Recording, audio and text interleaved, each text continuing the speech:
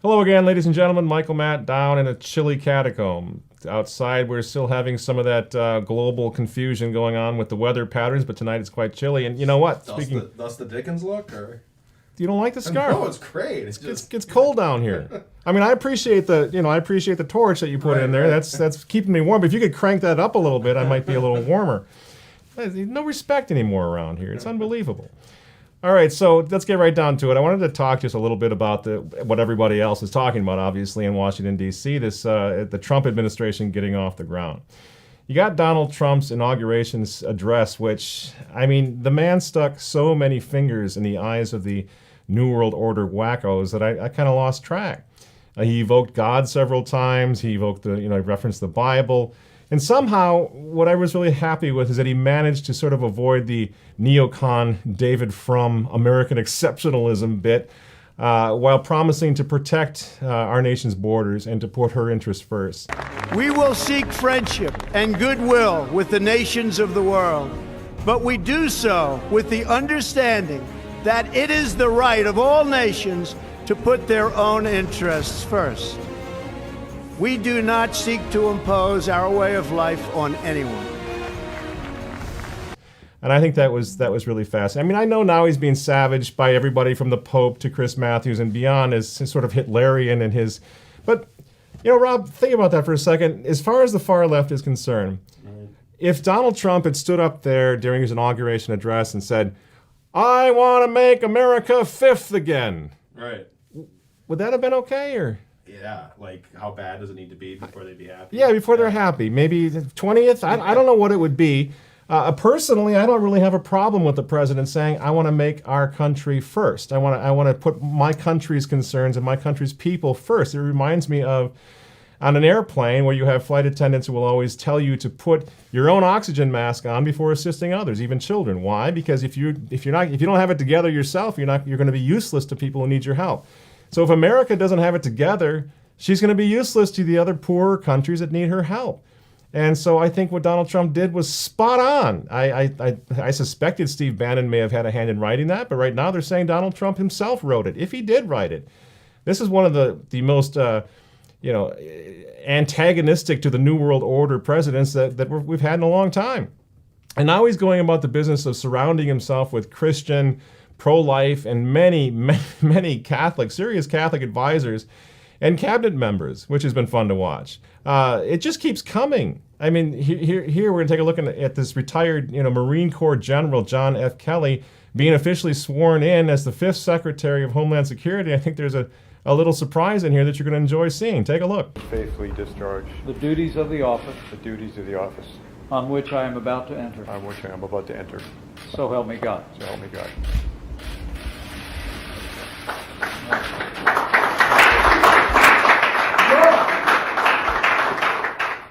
Yep, that's right. That was a sign of the cross. The man had to cross himself before he shook hands with the Vice President of the United States and immediately after taking that oath of office. This is just something I didn't expect to see, quite frankly. So think about this. This is just one example. We have a staunch Catholic leading the 3rd largest federal department in the United States, which includes the Federal Emergency Management Agency, the Transportation Security Administration, U.S. Coast Guard, the U.S. Customs and Border Protection, the U.S. Immigration and Customs Enforcement, U.S. Citizenship and Immigration Services, and the United States Secret Service. The man who needs to cross himself after he takes the oath. I mean, to me, it's staggering. It's such a good sign for things to come, and we need to hope and pray that it continues like this. And again, his first message, General Kelly's first message to the American people, is sort of touching. He says, "I ask for your patience and for your prayers as I take on this tremendous task together with you.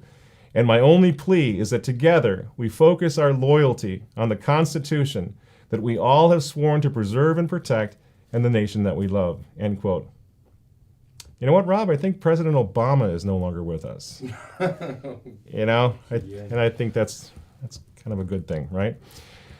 So, again, you could go on all night. There's so many good things that happened this week. The National Right to Life March, the anti-abortion march is coming up. I think it's on Friday of this week.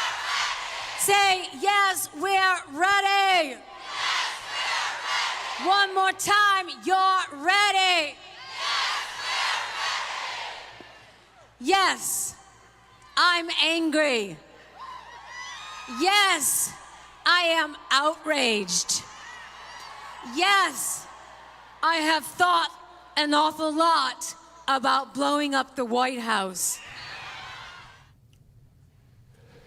Now, let's think about this. The far left loons, you know, with their cool little hate maps and their hate hunting fundraisers and all that, they run around screaming all the time, the sky is falling, about these dangerous Christian right people who need to be stopped because we're so hateful and all of this. Now, they got no problem, apparently, with Madonna's little shtick because they're actually siding with her. The Southern Poverty Law Center, for example, I think is joining this hashtag war against Trump by turning off their Twitter accounts or whatever on Monday, so they're boycotting Trump's. So that the Southern Poverty Law Center is working on that instead of working on the clip that we just saw, doing something about that. You got Madonna. Is she on the hate map? I bet not. And why would that be? Why isn't she on the hate map, do you suppose? Maybe it's because the Southern Poverty Law Center people and those groups like them on the far left are all about hunting hate only when it comes to those who they disagree with politically. Maybe that's it. I mean, this is another thing that's been exposed. If that's okay, if Madonna says she can blow up the White House and nobody cares, obviously the far left witch hunters, the hate hunters, aren't serious. So it's another thing that we've learned from this victory of Donald Trump. The Trump phenomenon is literally exposing the dark and stinking rotten underbelly of American liberalism. It's doing it like nothing else I've seen in a long time. And it's showing us some things, some very important things, like, for example, what are these creepy people, these free-thinking, Christ-hating Christophobes, what are they all about? Well, thanks to Trump's win, we just saw last weekend what they're all about. They're about two things. They're about sex and abortion. That's all they care about. That's all they've ever cared about. Like the little demons that they are, they want their sex addiction to be blessed and approved by every government, every country on earth, and then they want the right to kill little babies. Let's use the right terminology. That's what they want. They're not about women's reproductive health. They're about killing babies at will. That's what these people are all about. And because they're so furious at Donald Trump and at us for voting for him, they're exposing themselves in several ways. And if there was any doubt about all this before, now that they've come out on the mall in D.C. dressed up as various parts of female anatomy, I don't know what that says, why that means that they should be taken seriously, but in their little minds, dressing up like female anatomy gives them credibility on some little demonic level, evidently. But the thing is, they don't really hate Trump. They don't really fear Trump. I don't believe that. And we've been saying this for 18 months. They hate the people who voted for Trump, the people who Trump now represents. They hate you and they hate me and they hate pro-lifers and pro-church and pro-God and pro-family people. Anyone who would put any restrictions whatsoever on sex and on baby killing has got to go. Since as long as we continue to breathe, I believe, they feel the guilt of who they are and what they've become. They become like soulless animals. And as long as we're out there saying what we're saying and voting for who we're voting, and all of a sudden Trump wins because of people like us, they are not going to be happy. And they're going to get more irate and more dangerous, really, as time moves on now. All the noise, all the funny hats, all the foul language, all of it, in my opinion, is an attempt on their part to block even the faintest voice of conscience or of natural law in their lives. If they can just get us to shut up and go away, then they'll be happy again. They won't hear that voice inside that's telling them there's something terribly wrong with them and the people who act and believe and behave like they do. But you know what? I'll give them a kudo, because we can kind of learn something from these ladies on the mall, these biddies.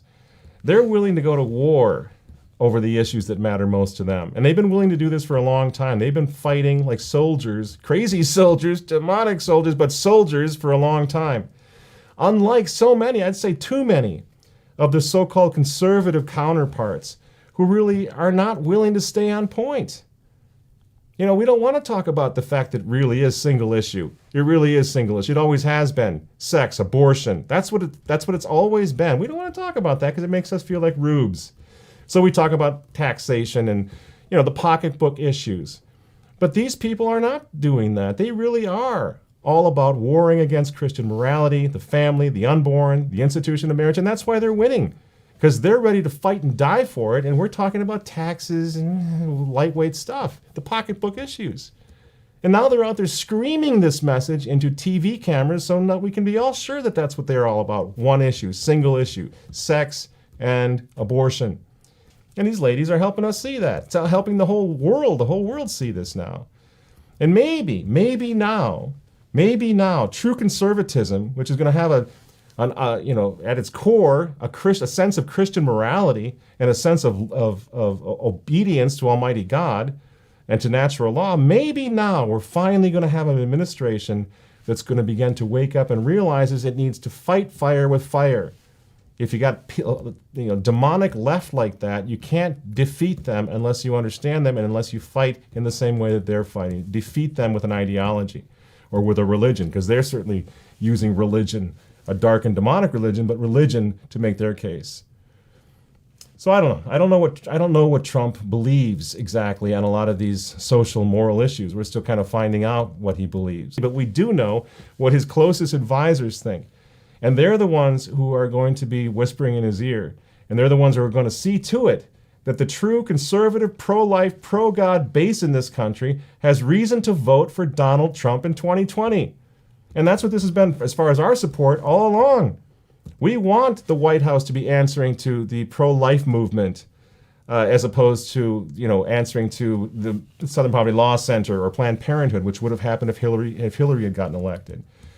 And besides, these ideologues such as Madonna and Jane Fonda and Ashley Judd and Emily's List and Planned Parenthood and Now and all these people, all the rest, they're focusing their hate and their vitriol on one man who represents us, Donald Trump.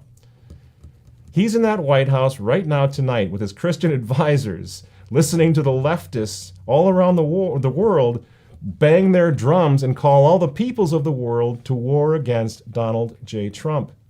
Now that's just simply got to have an effect on the man. When he sees what the left really looks like, when he sees how ugly it is, people that he's kind of hobnobbed with in the course of his career, now their mask is off and he sees exactly what they are. And I think there's a very good chance that may push him. That may push him further into the camp of the good guys. So scream on, large ladies on the mall. Go right ahead. You're doing a great job. I think you're beginning to push this man in the right direction, and he's going to see the evil for what it is. And let's face it, we don't know what's going to happen in the future with the Donald Trump administration, but what's already happening provides plenty of reasons to thank God for this victory. Donald Trump is dismantling Obamacare. Bing, point for him. He deep sixed the Trans-Pacific Partnership, which was another finger in the eye of the New World Order wackos. And then, shortly after that, he signs the executive action on Monday, reinstating the Mexico City policy, which bars international non-governmental organizations that perform or promote abortions from receiving U.S. government funding. That's just not bad for a guy a couple days in who used to be a reality TV star. Something's going on here, folks, and it's good. It's a good thing. I don't know how long it's going to last, but I'm saying what's already happened is a victory for us, even if it all stops tomorrow. He's infuriated the left in the whole wide world right now, and that's a good thing. He's disrupted the New World Order. Who knows for how long, but for the moment, and that's a good thing. So there's a lot going on. Next week, we got the Supreme Court pick that's going to come up. I think he's not going to let us down on that one either. I think we're going to find a conservative being sent to replace Justice Scalia. It's wonderful.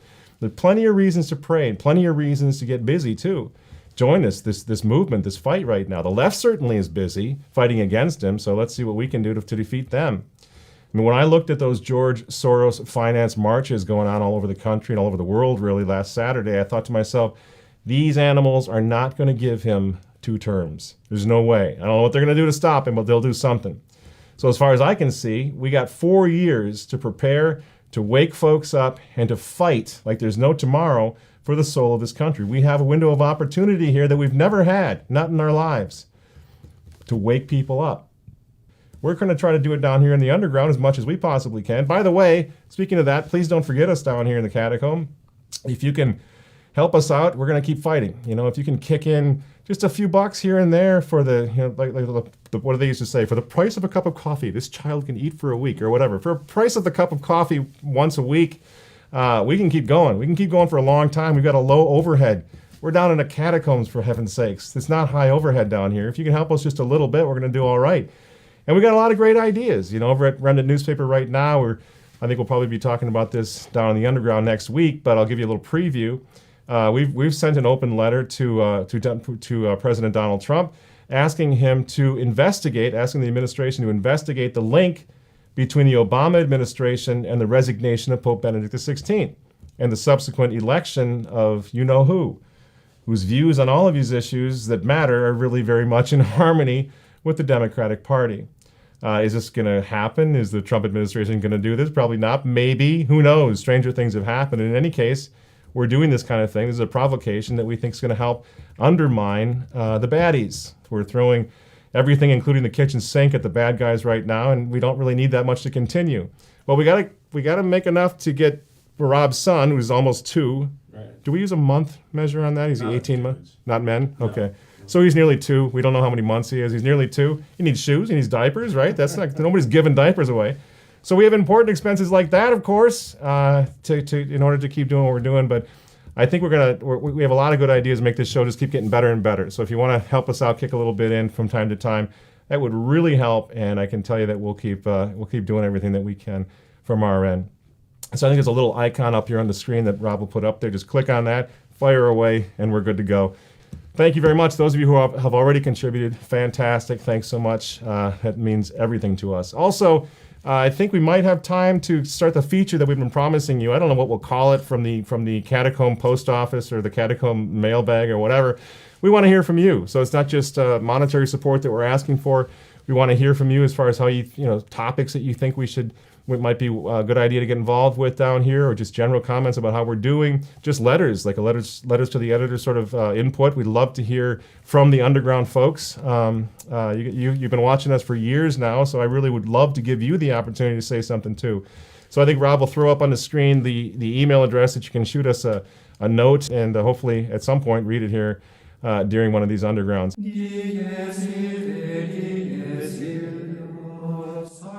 Paul Schultz writes, quote, "Dear Mr. Matt, during the recent debate at the Argument of the Month Club concerning the divorced and remarried, your opponent, Mr. Stephen Moore, stated that Jesus offered communion to Judas." I think Jesus, in response to the Eucharist, is always wanting to expand, always wanting to keep the Eucharist open. I mean, after all, he offered the Eucharist to Judas. Right? Talk about a guy with a mortal sin in his soul. This statement is 100% in error and can be proven by a careful reading of the Gospels. Matthew chapter 26, verse 21 to 26, and Mark chapter 14, verse 18 through 24, both describe the events of the Last Supper. The meal preceded the institution of the Eucharist. It was during the meal when the dipping of the morsel, or matzah, took place. The matzah was unleavened bread eaten with the Paschal lamb. Now, John chapter 13, 26 through 30 does not mention the institution of the Eucharist. However, it does mention the dipping of the matzah during the meal, after which Judas went out immediately. Therefore, Judas was not present for the institution of the Eucharist.